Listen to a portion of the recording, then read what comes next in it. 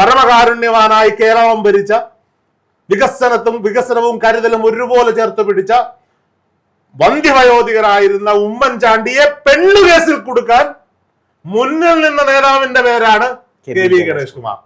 ഒരുപക്ഷെ ചാണ്ടി ഉമ്മനേക്കാൾ കൂടുതൽ K V Ganesh കുമാറിനെ തന്റെ സുഹൃത്തിന്റെ മകൻ എന്ന നിലയിൽ സ്നേഹിച്ചിട്ടുണ്ട് ഉമ്മൻചാണ്ടി. പുതുപ്പള്ളി പള്ളിയിൽ ഒരു സ്പെഷ്യൽ കല്ലറയിൽ ഒരു മനുഷ്യൻ ഇറങ്ങുന്നുണ്ട്, ഒരു പുണ്യാളൻ. ശരിക്കും അയാൾ നീതിമാനായിരുന്നു.